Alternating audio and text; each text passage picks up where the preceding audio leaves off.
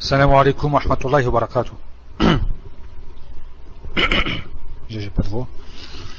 إن الحمد لله نحمده ونستعينه ونستغفره ونعوذ بالله من شرور أنفسنا ومن سيئات أعمالنا من يهده الله فلا مضل له ومن يضلل فلا هادي له وأشهد أن لا إله إلا الله وحده لا شريك له وأشهد أن محمدا عبده ورسوله أما بعد. Donc nous allons voir ce soir le titre du sujet qui est le droit du voisin.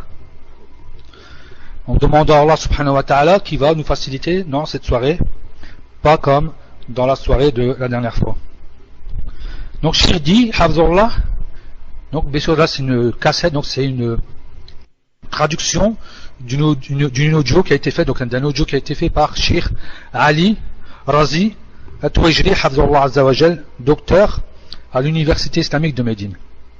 Donc nous allons voir ensemble ce soir un sujet parmi les plus importants qui s'intitule le droit du voisin. Lorsqu'Allah a descendu énormément de biens aux gens sur cette terre, beaucoup d'entre eux ont désobéi. Beaucoup de personnes ne reconnaissent pas ne connaissent rien de leurs voisins, qui sont même voisins depuis une longue période. Ils ne connaissent ni leur nom, ni leur situation. Ils sont considérés pour eux pour des personnes qui sont lointaines, alors que leurs demeures sont proches, elles sont proches. Et malgré cela, on dit quand même que ce sont parmi les meilleurs voisins, du fait que tellement il y a bien sûr donc des voisins qui causent tort. Et lorsqu'on rappelle aux croyants les récits de la législation, en ayant un bon doute sûr, il répond à Allah subhanahu wa ta'ala et à son prophète sallallahu alayhi wa sallam. Et je vous rappelle, et je ne suis pas celui qui rappelle, car Allah dit à son envoyé et rappelle, car le rappel est profitable aux croyants. Je vais donc vous mentionner les textes du Coran et de la Sunna sur ce sujet. La parole du Seigneur des mondes est la parole de celui qui ne parle pas par ses propres passions. Celle que lorsque ces paroles parviennent aux musulmans, leur foi augmente. Enfin, une fois leur authenticité vérifiée, ils s'empressent à les mettre en œuvre, car elles sont la parole de celui qui est exempt d'erreur, sallallahu alayhi wa sallam.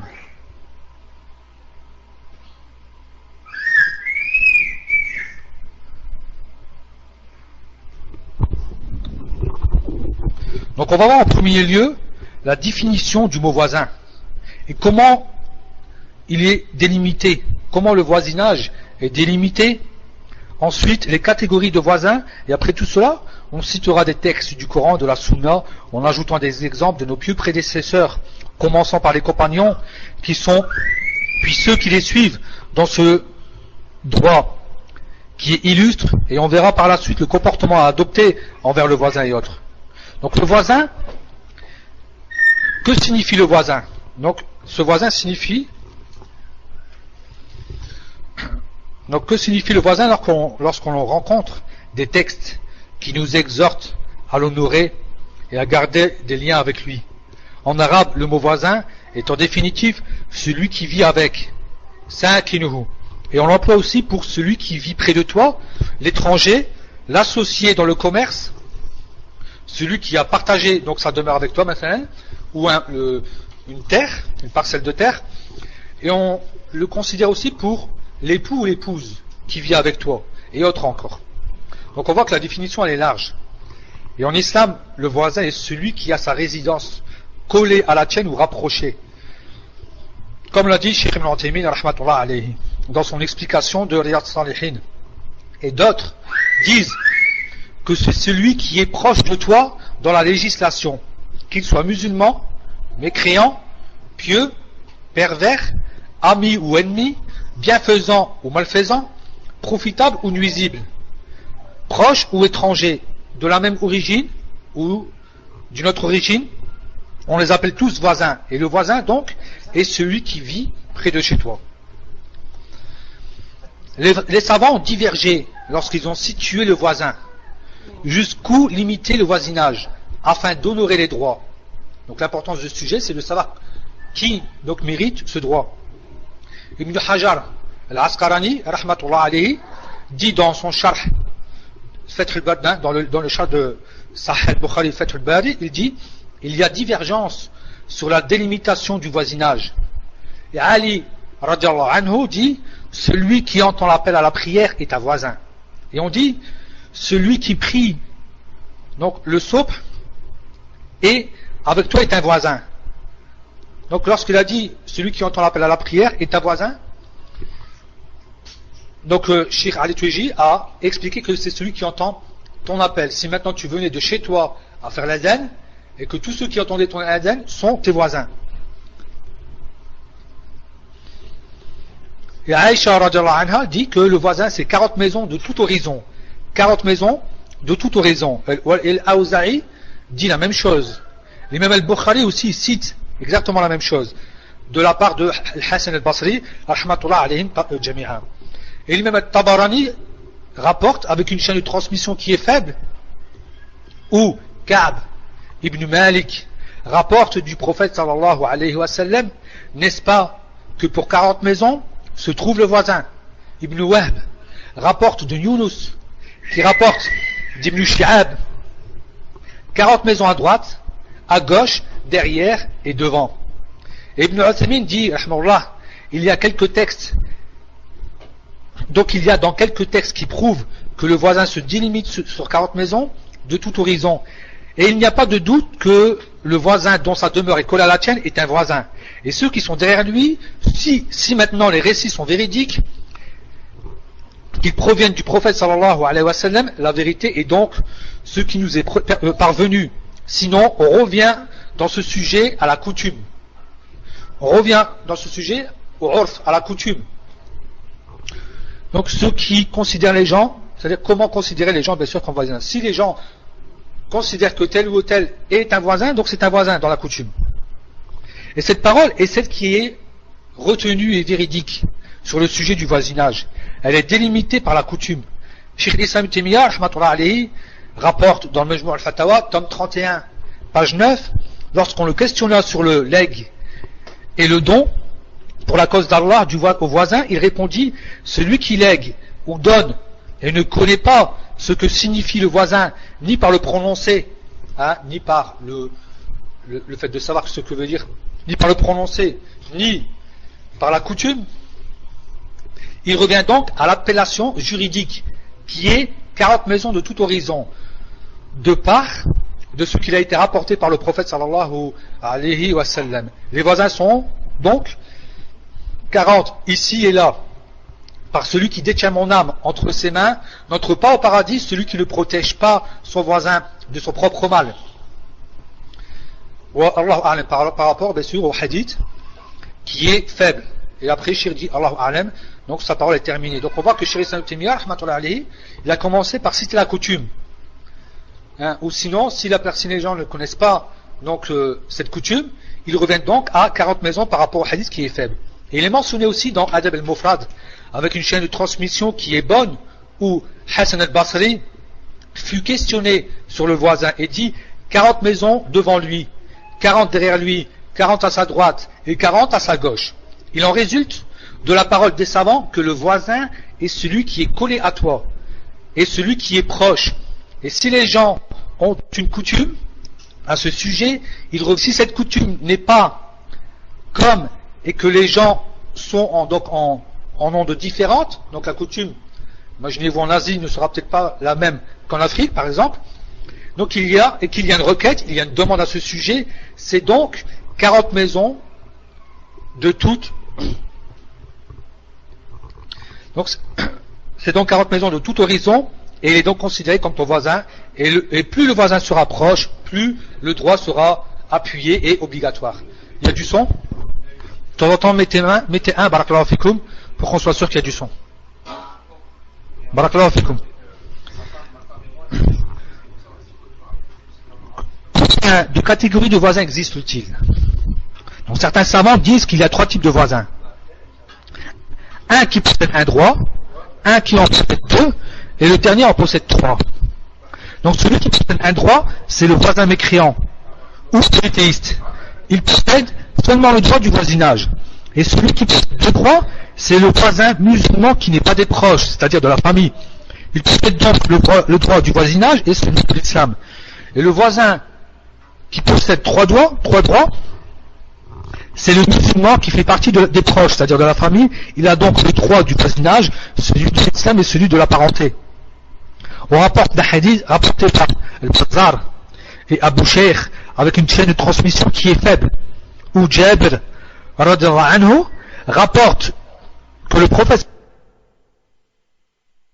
sallallahu alayhi wa sallam dit: les voisins sont au nombre de 3 et c'est le plus simple des voisins, donc c'est le plus simple des voisins qui possède, c'est-à-dire c'est celui qui possède le moins de droits, et le voisin qui a 2 droits est celui qui en a 3.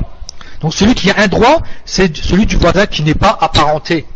C'est celui du voisin qui n'est pas apparenté. Elle possède le droit du voisinage, et celui qui possède 2 droits, c'est le voisin musulman.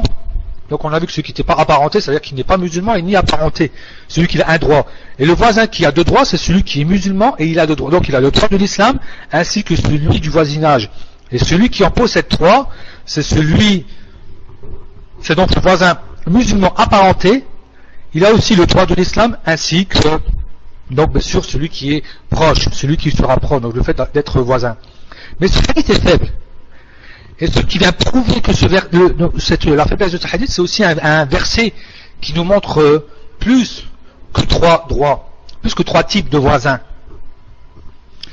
Même si cette parole, elle reste vraie. Et parmi ceux qui reconnaissent cette parole, le mufti actuel, Shir Abdelaziz al-Shir, qui a une fête par rapport à cela. Et on retrouve aussi 2 types, donc on va retrouver donc dans ce verset 2 types de voisins, généralement, de façon générale, de façon globale. 2 types de voisins, et on va retrouver dans chacun de ces 2 types de voisins encore 2 types, ce qui va donner à 4, 2 fois 2. Donc ça va nous amener à 4 types de voisins. Donc il y a bien sûr donc le voisin qui est proche et le voisin qui est éloigné.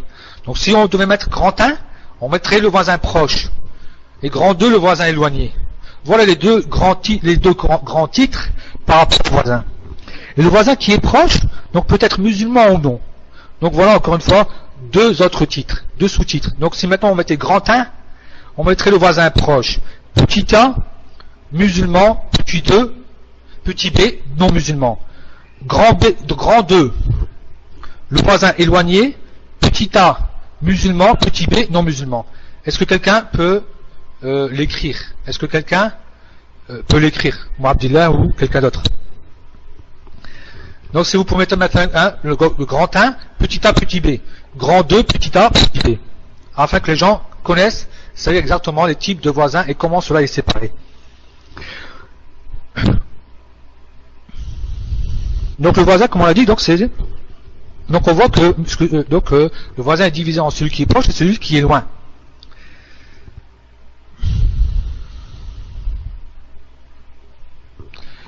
Et malgré cela, on va quand même mettre l'accent sur le voisin qui sera apparenté, le voisin qui sera apparenté.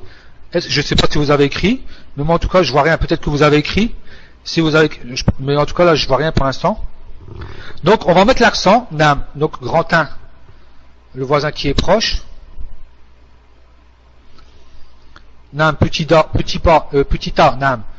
grand 2 le voisin éloigné. Donc dans le grand 1 il y a petit a et petit b, donc celui qui est, de toute façon c'est la même chose, celui qui est musulman et celui qui ne l'est pas, tout en mettant de toute façon dans les 4 cas donc on va accentuer, on va mettre l'accent sur le fait que la personne fasse partie de la famille. Le fait que la personne fasse partie de la famille, elle peut très bien être parmi les 4 types qu'on a vus là, parmi les 4 types qu'on a vus ici auparavant. Il existe dans ce domaine un grave manquement, plus que dans beaucoup d'autres. On voit que Shaitan a œuvré et divisé entre les proches, alors qu'ils sont voisins, et Shaitan bien sûr est l'ennemi de l'homme. Et à chaque fois que le cas est plus profitable ou plus obligatoire pour toi, donc bien sûr que Shaitan œuvrera pour louer, ou bien pour barrer la route à cela. Et il existe des textes du Coran et de la Sunna afin de montrer le droit du voisin. Et dans le Coran, on y trouve un seul verset. Dans la sourate les femmes, sourate An-Nisa. Et il comprend plusieurs droits. Et certains savants ont appelé ce verset le verset des 10 recommandements, des 10 recommandations. Et souvent on retrouve, Allah Azza wa Jal dit donc dans ceci: agissez avec bonté vers vos pères et mères, les proches, les orphelins, les pauvres, le proche voisin, le voisin lointain, et les esclaves en votre possession, car c'est le présomptueux, l'arrogant. A recommandé par le plus grand et le plus important, qui est l'adoration d'Allah sans lui donner d'associé. C'est le droit le plus grand. Et puis en second lieu, il demande de la bonté envers, car ils ont un droit énorme envers nous, leurs enfants, car Allah Azza wa Jal de ton existence. Et c'est pour cela qu'il dit donc, et bonté envers père et mère. Et la bonté, c'est tout ce qui englobe ce mot. Et les voisins proches. Donc la recommandation pour les voisins proches, afin d'être bon envers eux, de tisser les liens envers eux. Et celui qui a perdu son père alors qu'il n'a pas atteint l'âge de la puberté. Donc yatim, c'est celui qui a perdu son père et qui n'a pas atteint l'âge de la puberté. Donc cela fait partie bien sûr de la beauté de l'islam et des droits humains, du fait que l'on prenne soin de cet orphelin alors qu'il est peut-être lointain à l'origine, mais Allah commande d'y prêter attention afin de remplacer le parent perdu. Et les pauvres, cela donc s'englober tous ceux qui sont dans le besoin. Le miskin, donc il est mentionné seul dans le texte, il comprend le fakir et le miskin. En fin de compte, lorsque ce mot sera situé dans un texte, mais il est seul, on ne retrouve pas le mot qui est à côté et qui est donc fakir et miskin, lorsqu'on retrouve pas dans un texte, c'est-à-dire les deux mots, en ce moment-là on comprend que ce mot englobe les deux mots. Et ce sont tous ceux qui ne trouvent pas de suffisance. Et si on les trouve dans le même texte, comme dans la sourate Bara'a, donc là où il est mentionné les catégories de personnes qui perçoivent l'aumône légale, le fakir, c'est celui qui n'a rien. Et le miskin, c'est celui qui a quelque chose, mais ce n'est pas assez, ce n'est pas suffisant pour son besoin minimum. Donc dans ce verset, le miskin est mentionné seul. Il comprend donc le fakir et elles ne sont rien, et ceux qui n'ont pas assez pour leur besoin minimum. Allah nous a donc ordonné d'être bons envers eux, de leur donner et de prendre soin, et d'y prendre soin. Puis il nous recommande aussi la bonté envers les voisins proches et lointains. Et même Tabari dit dans son exégèse, les exégètes ont divergé sur l'explication de voisins proches. Certains ont dit le voisin proche est apparenté. Donc certains ulama, certains savants ont dit que c'était le voisin qui était proche et apparenté. Lorsqu'il dit voisin proche, donc c'est comme si donc ils font la séparation entre les deux mots, voisin qu'il habite à côté et proche pour dire qu'il est de la famille. Et certains ont dit voisin proche, donc apparenté, comme l'a mentionné donc Ibn Abbas. Donc parmi les ulama qui ont dit ça, donc l'illustre compagnon Ibn Abbas, et Ibn Hajar l'a considéré comme bonne. Donc cette parole est Hassan, elle est bonne. Alors on retrouve cette parole dans le fiqh. Ainsi que Ikrima, et Mujahid, et Dahhak, et Ibn Zayd, et Qatada, et d'autres encore. Et d'autres savants disent que c'est le voisin qui est proche, tout simplement. Donc Maymoun ibn Mihran dit ça. Maymoun ibn Marwan. Donc dit que c'est celui qui a des liens avec toi, dû à son voisinage. Donc dû à son voisinage, avec ton proche, c'est-à-dire le voisin de ton proche. C'est-à-dire, ils veulent dire que, donc cette parole, bien sûr, qui n'est pas acceptée, donc certains savants ont dit que, quand il dit Al-Jar Al-Qarib, ils veulent dire que c'est le voisin de ton cousin, ou le voisin de ton frère, ou le voisin de quelqu'un de ta famille. Mais cette parole, elle n'est pas retenue. Cette parole, elle est contraire à celle qui est connue, d'abord. Donc elle n'est pas retenue, elle est contraire avec celle qui est connue chez les Arabes, et avec ce qui est, bien sûr, car celui qui est cité dans le voisin proche, c'est le voisin, et pas autre que lui. C'est clair qu'on parle du voisin, on ne parle pas du voisin de ton proche. Et la vraie parole, bien sûr, dans ce sujet, c'est le voisin qui est proche de toi, qu'il soit musulman ou mécréant. Et El-Jar, El-Junub, donc le voisin qui est lointain, certains commentateurs du Coran disent que c'est celui qui est loin et c'est celui qui n'a pas de rapprochement avec toi. Ibn Abbas radiyallahu anhuma dit cela, donc il dit cela, ainsi que Qatada et As-Suddi, Al-Mujahid et Ikrima, et d'autres encore, et d'autres disent le voisin polythéiste, donc, et la parole bien sûr que retenue, c'est celui qui est étranger, c'est celui qui est étranger lointain, qu'il soit musulman ou polythéiste, juif ou chrétien. Donc voilà, Jar al-Junub, donc c'est celui qui habite loin de chez toi, qu'il soit même, donc qu'il soit musulman ou pas, qu'il soit proche de la famille ou pas. On appelle ça Jar al-Junub. Et on a bien dit que si c'était quelqu'un de la famille, donc son droit sera appris tout simplement qu'il fasse partie des 4 cas. Donc Allah bien sûr nous a recommandé de la bonté envers le voisin, proche qu'il soit ou musulman ou non, ainsi que celui qui est lointain. Et on y retrouve donc ces 4 catégories dans chacune d'entre elles. Et Allah nous l'a ordonné, et à la base, l'ordre signifie l'obligation. Il nous a ordonné de l'unifier dans l'adoration. C'est un droit qui est exclusif à lui, subhanahu wa ta'ala, ainsi que donc ainsi l'ordre aussi bien sûr, il nous a recommandé, donc le commandement est parmi ça, c'est qu'il y a la bonté aussi envers les voisins qui sont proches et qui sont éloignés. Voilà ce que comprend ce verset. Et dans la Sunna, on y trouve beaucoup de textes qui incitent à honorer le voisin. Il est rapporté dans Al-Bukhari et Muslim, d'après un récit d'Abi Shurayb al-Adawi, donc qui dit que, il rapporte, donc mes 2 oreilles ont entendu et mes yeux ont vu lorsque le prophète sallallahu alayhi wa sallam dit celui qui croit en Allah et au jour dernier qu'il honore son voisin, et celui qui croit en Allah et au jour dernier qu'il honore son hôte, jusqu'à la fin du hadith. Et Ibn Hajar explique le sens d'honorer le voisin et dit, il est mentionné l'explication d'honorer et d'être bienfaisant, donc par rapport à un autre hadith où là aussi le prophète sallallahu alayhi wa sallam dit d'être bienfaisant en même temps envers le voisin, donc de ne pas le nuire à travers plusieurs récits prophétiques. Donc il faut être bon envers le voisin et aussi il ne faut pas le nuire, comme il est cité dans d'autres hadiths du prophète sallallahu alayhi wa sallam. Et on dit au prophète sallallahu alayhi wa sallam, ô envoyé d'Allah, quel est le droit du voisin envers son voisin? Donc il répond sallallahu alayhi wa sallam, s'il t'emprunte, écoutez bien alors, vous allez trouver beaucoup de choses. Donc il dit, s'il t'emprunte, tu lui prêtes. S'il te demande de l'aide, tu le fais. S'il tombe malade, tu le visites. S'il a besoin de toi, donc s'il a besoin, tu lui donnes.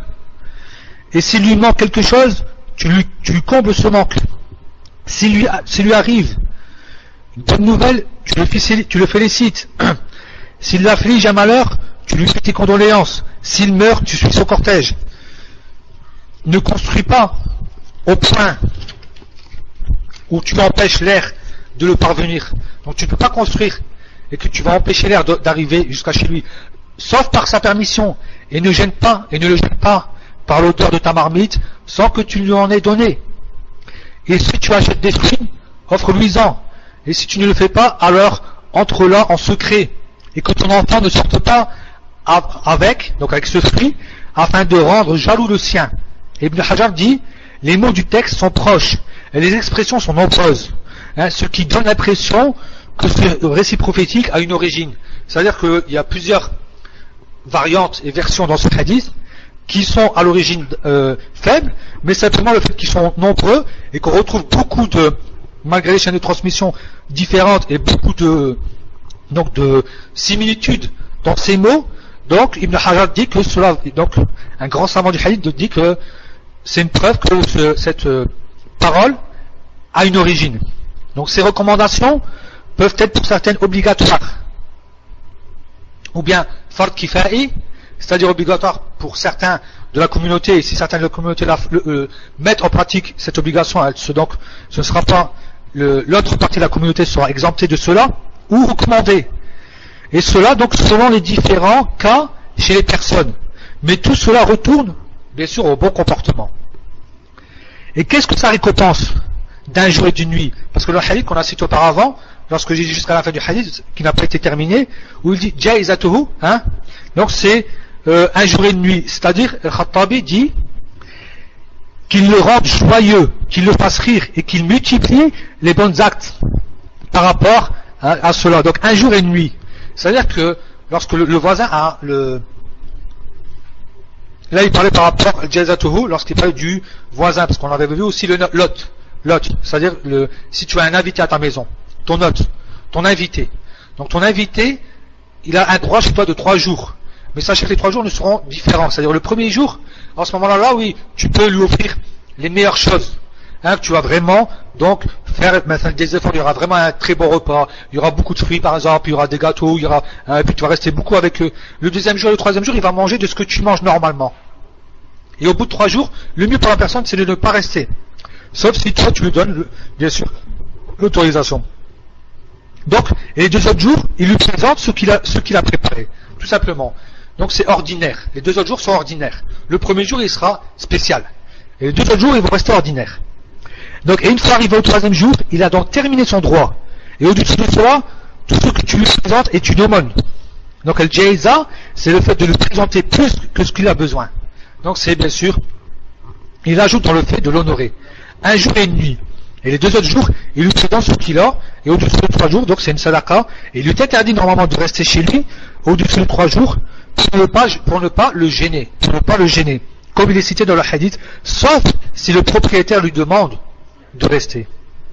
Et parmi les récits prophétiques, l'insistance dans le fait de ne pas causer de tort aux voisins, le prophète sallallahu alayhi wa sallam dit dans les 2 hadiths, dans les 2 sahih, par Allah, il ne croit pas.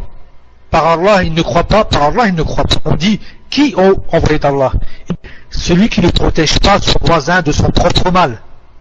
Et dans Ahmed et Al-Hakim, avec une chaîne de transmission authentique, on dit, et qu'est-ce que bawa'iquhu? Donc, il répondit, sharruh. Bawa'iq, c'est le mal, le char. Ibn Hajar dit, rahmallah, donc il prend de Ibn Battal, il dit, donc cela met l'accent sur le droit du voisin, car il a juré sur ce point. De plus, il l'a répété jusqu'à 3 fois. Et il rejette la foi de celui qui cause du tort à son voisin par la bouche ou l'acte. Comme il a dit le prophète, il a juré 3 fois. Donc, il a juré 3 fois, et il a dit qu'il ne croit pas. Donc, il a renié la foi de celui qui cause du tort à son voisin. Et cela prouve la gravité de ce sujet. Cela prouve la gravité de ce sujet. Et cela signifie la foi complète, bien sûr. Ça ne veut pas dire qu'il n'a pas de foi. La foi complète. Et il n'a pas de doute que celui qui commet des péchés n'a pas la foi complète. L'imam al-Nawawi dit, rahmatullah alayhi, donc il cite dans le sujet de la foi 2 réponses. La première réponse, c'est pour celui qui rend licite cela. Donc si c'est le cas, c'est donc un mécréant. Donc il dit que maintenant, si quelqu'un faisait du mal à son voisin et qui considère que ça c'est halal, c'est du kufr. Donc c'est de la mécréance. Et si c'est un manquement de sa part, il n'est pas sorti de l'islam. Et le second, c'est que ce n'est pas un croyant possédant, mais sur une foi qui est complète. Il n'aura pas l'exemple par la récompense d'entrer au paradis avec le premier groupe. D'entrer au paradis avec ceux qui méritent de rentrer au paradis en premier. Tout cela, où cela est venu pour le réprimander, ainsi que le fait d'être dur avec. Allahu a'lam. Ibn Abi Darda, donc il dit, si le droit du voisin est dit avec insistance, avec la séparation entre les deux, alors qu'on leur donne de le protéger et de lui faire parvenir le bien, ainsi que le fait de s'abstenir des causes qui amènent à un tort envers lui, il doit donc prêter attention aux 2 protecteurs, écoutez bien.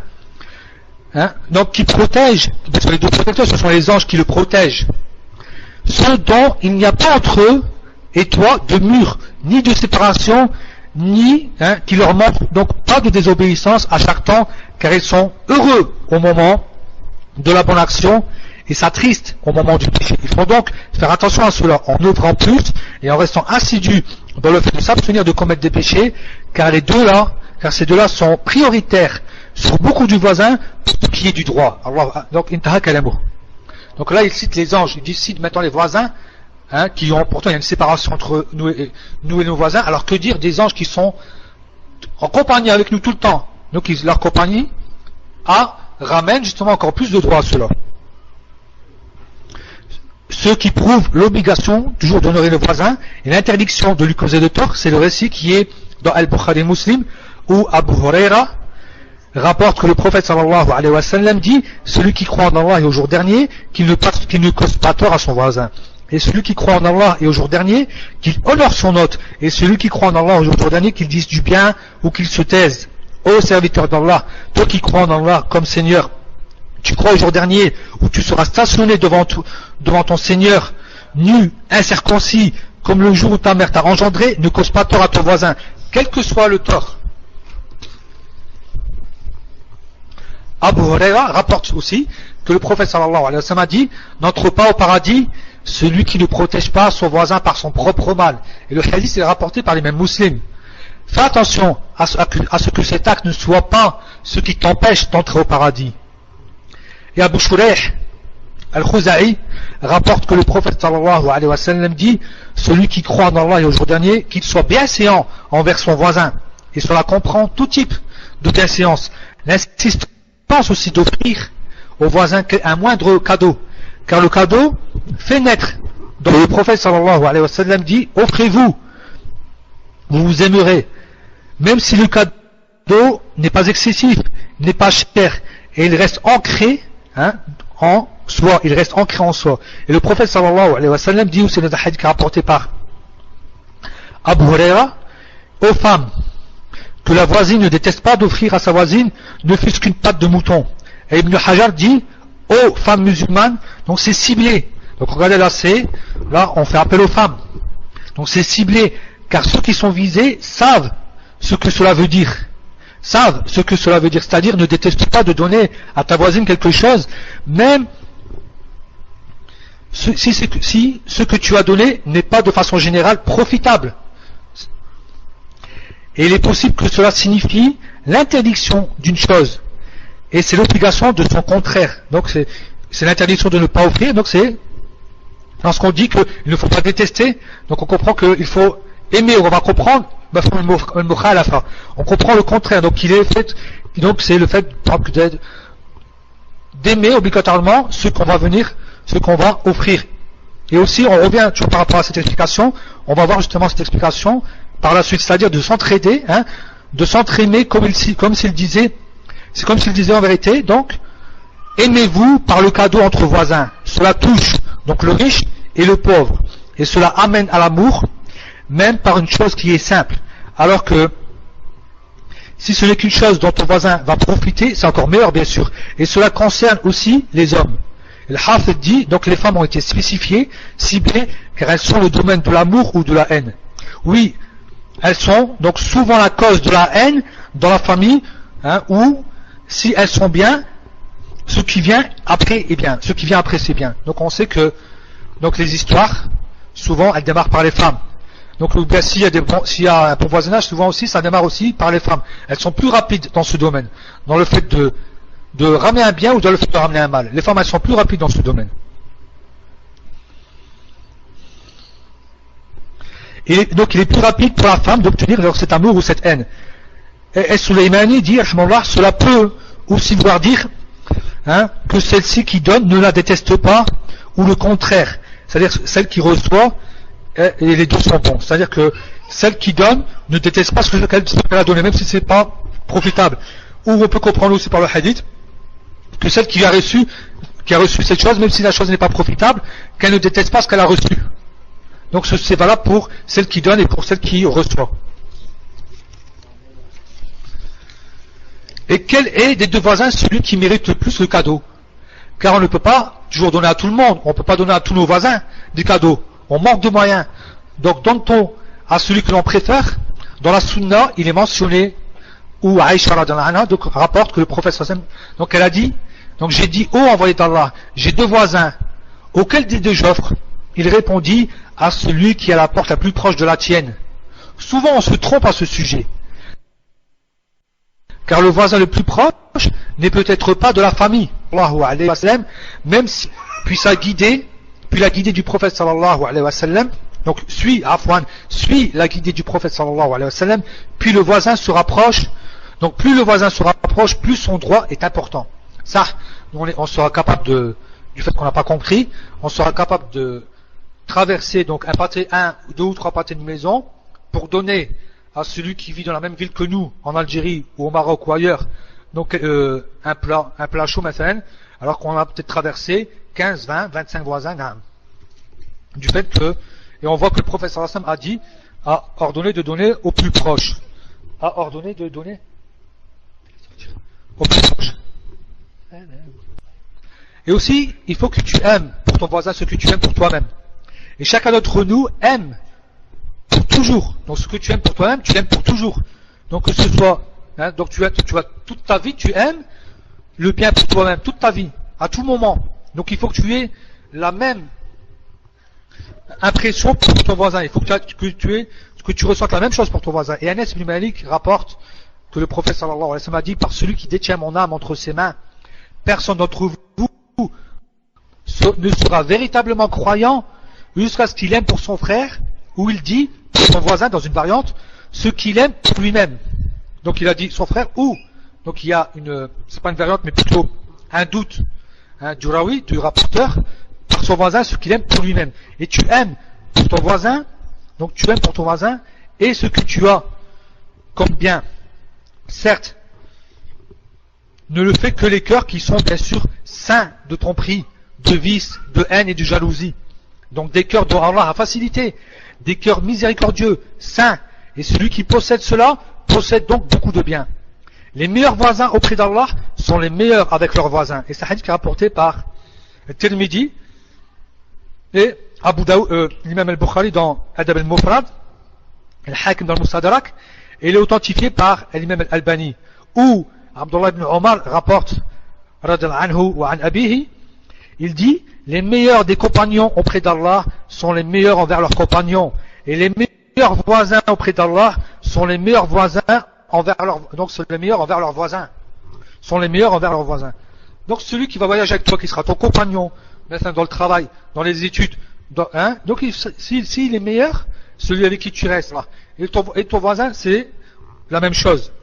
Et veux-tu être le meilleur voisin auprès d'Allah, donc sois le meilleur voisin envers ton voisin. Regardez, tu seras le meilleur voisin auprès d'Allah, si tu es le meilleur voisin envers ton voisin.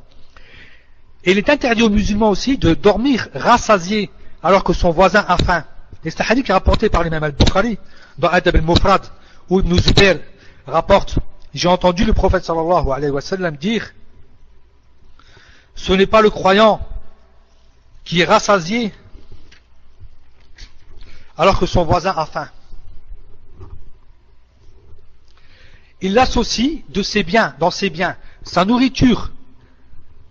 Et Al-Bazzar dit, donc d'Anas: ne crois pas en moi celui qui doit rassasier et son voisin a faim alors qu'il est au courant. Et cela, donc alors qu'il est au courant de cela. Alors qu'il est au courant de cela. Il n'est pas véritablement croyant.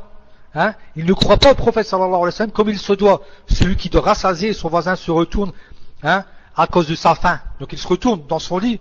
Maintenant, s'il essaie de dormir à cause de sa faim, ou bien il tourne dans sa pièce. Il n'a pas de quoi manger, il réfléchit, il gamberge. Et toi tu le sais. Donc alhamdoulilah, là déjà il y a un qaid, il y a une condition, c'est de le savoir. Donc la personne, elle va dire: comment je vais faire pour savoir? Donc tu vas rechercher, tu vas demander: est-ce que ça va? Comment tu fais pour savoir? Tu te renseignes, tu vas le voir, tu vas bien, tu as besoin de rien, maintenant tu le sais. Donc après le fait que tu fasses attention, tu vas le savoir. Mais si tu ne fais pas attention, comment tu vas savoir? Donc on doit donc se préoccuper de la situation de notre voisin. Donc Allah Azza wa Jalla nous a gracié, Allah Azza wa Jalla a gracié beaucoup d'entre nous avec la richesse, et ils ne pensent pas que certains de leurs voisins sont au point de ne pas avoir de quoi leur suffire. Et des fois certains n'ont pas de quoi manger, de quoi ne pas ce que les autres mangent. Alors qu'on devrait donc normalement se remettre en question dans ce sujet. Et aussi, parmi les choses qui sont graves toujours par rapport aux voisins, c'est le fait d'insulter et de causer du tort aux voisins. Et cela est une cause de la malédiction d'Allah. Cela est une cause de la malédiction d'Allah, ainsi que les gens. Et cela peut se résulter de juste du fait de se garer devant chez lui, de se moquer de lui lorsqu'il passe. Et cela peut être une chose de simple, et elle peut devenir la cause de la malédiction d'Allah subhanahu wa ta'ala. Et la malédiction, c'est quoi? C'est l'éloignement de la miséricorde d'Allah. Et c'est un péché qui est grave. Il est rapporté dans Adab al-Mufrad de l'imam al-Bukhari, de Abu Daoud, Al-Hakim, dans un hadith qui a été authentifié par l'imam Al-Albani, rahmatullah alayhim. Donc il est Hassan Sahih. Abu Huraira rapporte qu'un homme est venu vers le prophète sallallahu alayhi wa sallam et s'est plaint de son voisin et lui dit: ô envoyé d'Allah, mon voisin me cause du tort. Il dit: sors tes meubles et pose-les sur la route. Il l'a donc fait, et tous ceux qui passaient sur ce chemin lui disaient: qu'y a-t-il? Il répondit: certes, je me suis plaint de mon voisin auprès du prophète sallallahu alayhi wa sallam et il m'a ordonné de sortir mes meubles et l'a déposé sur la route. Et cela leur a fait dire: ô mon Dieu, maudis-le, ô mon Dieu, avilis-le. Cela est parvenu à cet homme, il vint et il dit: retourne, je ne te causerai plus jamais de tort. Et il a aussi donc une autre version dans ce hadith, il y a un autre dalil, il y a une autre variante dans ce hadith. Alors que le musulman fasse attention à cela par rapport à cela, que le musulman en vérité fasse attention à cela. Donc savoir que on peut avoir sur nous la malédiction d'Allah subhanahu wa ta'ala dans le fait qu'on va causer tort à nos voisins. Et le prophète sallallahu alayhi wa sallam atteste que celui qui cause préjudice à son voisin mérite l'enfer ou rentre en enfer, ainsi que son attestation pour celui qui est bienséant vers son voisin, donc pour le paradis. Et ce hadith qui est rapporté par l'imam Ahmed et l'imam al-Bukhari dans Adab al-Mufrad et d'autres encore, où Abu Huraira rapporte. Donc on dit au prophète sallallahu alayhi wa sallam, la nuit, avec sa langue, le prophète sallallahu alayhi wa sallam dit: il n'y a pas de bien en elle. Elle fait partie des layl. Elle prie la nuit. Donc c'est déjà un travail qui est pas fait par tout le monde. Donc c'est déjà une œuvre qui est importante et pourtant elle n'est pas faite par tout le monde. Elle prie la nuit. Elle jeûne le jour. Donc elle jeûne les jeûnes le lundi et le jeudi, mathalan, ayam al-bid. Combien d'entre nous ne font pas sadaqa? Et elle fait quoi? Elle s'implique des fois aux yeux beaucoup de gens. C'est qu'elle parle sur ses voisins. Elle cause préjugés, elle les insulte, ou elle parle sur eux. Mouim, elle leur fait du mal par langue. Le professeur m'a répondu par quelque chose de grave. Il dit: il n'y a pas de bien en elle. Et pourtant, il y a beaucoup de bien. Alors, apparemment, il a dit: il n'y a pas de bien en elle. Alors qu'elle prie, elle prie la nuit. Elle jeûne. Regardez, et c'est quoi? Il lui fait pas de test. Il n'y a pas de bien en elle. Même pas, il rappelle une seule des bonnes choses qu'elle